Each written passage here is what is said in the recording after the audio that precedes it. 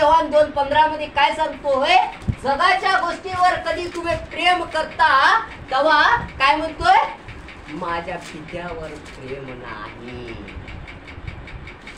आहे का? नाही. माझ प्रेम कुणावर आहे सांगा?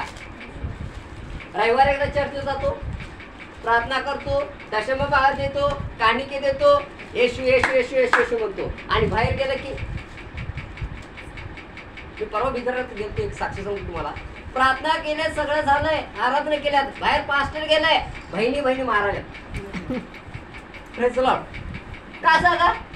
बहीण तर बायबल मध्ये प्रार्थना मध्ये सगळंच आहे, कारण ही बहीण काय म्हणतो, पास्टर आल्यावर गप समाधान काय बेला ये हेळतं ना, येणू अर्थ नाही गं. देवाचं वचन काय सांगतोय, पवित्र आत्माने चालत राहतो.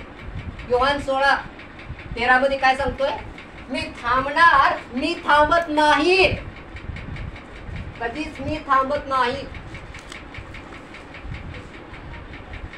वाचा ते योहान 16:13. हा.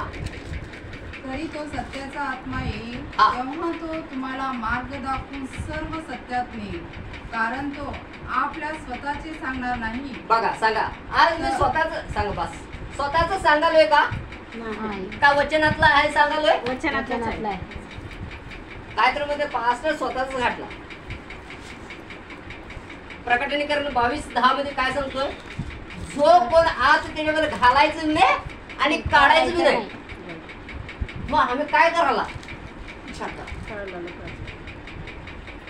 काढायला बी, घालायला बी, प्रार्थना करायला बी आणि लबाड बोलायला बी. Praise the Lord. काय उपयोग काय? मग देव काय